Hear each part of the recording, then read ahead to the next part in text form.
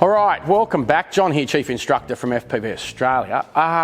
One of the other questions that came out of my recent updates was BVLOS and EVLOS actually. Both of them, there's questions coming in from that.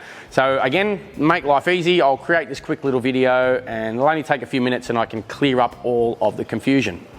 BVLOS, what is it?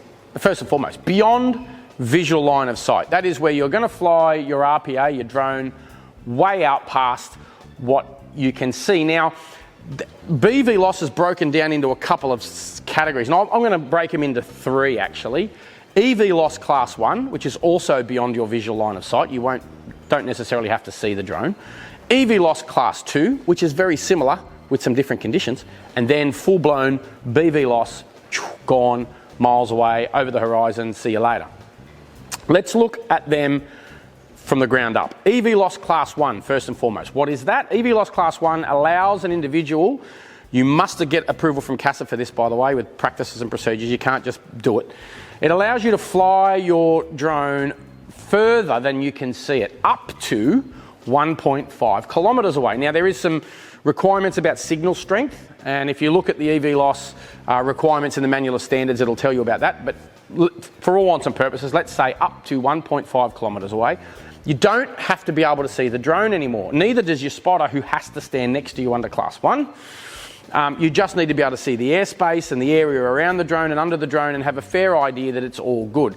This fella or this person next to you, he or she can use binoculars and keep an eye out there and see if they want to see the drone, or at least both of you need to know where the drone is. You've got to have all the telemetry and all the rest of it. But anyway, that's it in a nutshell. 1.5 Ks, person standing next to you.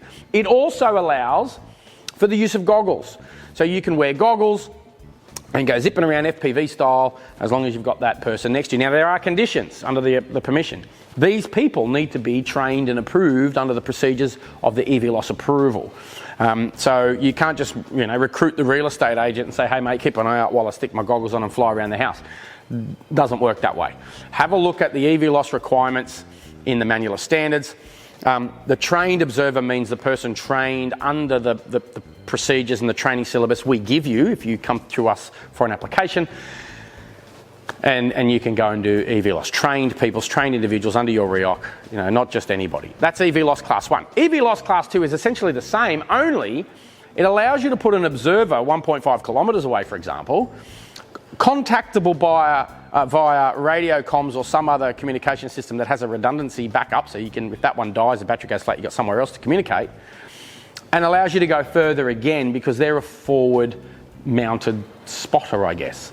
So EVLOS Class 2 doesn't require the person to stand next to you. Now, EVLOS Class 2 used to require an IREX, Gonskis. No more IREX requirement for EVLOS Class 2, nor for EVLOS Class 1. So that's the EVLOS out of the way, right?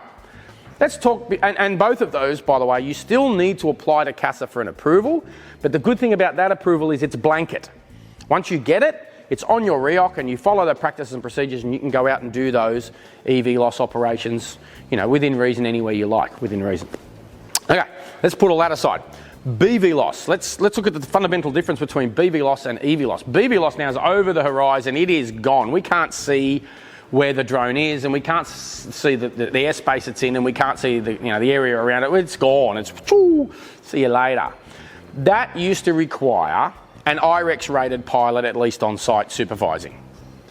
That's gone now, the IREX requirement. In all of the BVLOS ecosystem, we'll call it, that's the only thing that's changed.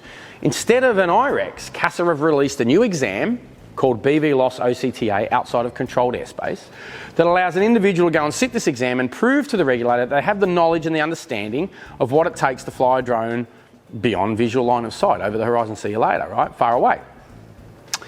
It doesn't remove the need to put in an application. It doesn't give you blanket authority to go and just turn up somewhere and go, yeah, let's go fly over the horizon because I went and sat this 40-question BVLOS exam last week. It doesn't work that way. You will still need to apply to the regulator for BVLOS approval, put the SORA in, the risk assessment, all that normal stuff and all your procedures and how you're going to do it and how, where, why, with what aircraft, in what location, the normal stuff, and it will be assessed. The only thing this new BVLOS exam does is remove the need for IREX. So instead of IREX, you have the BVLOS OCTA exam pass. That's it, okay? So you'll still need all the normal approvals and application processes through CASA to get BVLOS approvals for your particular operation. It does not, I must state again, it does not allow you to go sit the BVLOS exam and then just take a Mavic, if you like, and go 7 Ks away with it and go, yeah, I passed the BVLOS exam, I can fly BVLOS. It doesn't work that way. If you've got any questions, I hope that's cleared that up, because I got a lot of questions from that. Oh, you beauty, can I go and sit this exam now? Are you running a course and so I can go fly beyond my visual line of sight now? No, it does not. No. Still need to do the normal applications, all right? Hope it's cleared it up. If you've got questions, same way to contact me, as I say on every video. Training at fpvaustralia.com.au finds all of us. The 1300 number still hasn't changed, and fpvaustralia.com.au. If you like this video, hit the like and subscribe button. There is more to come.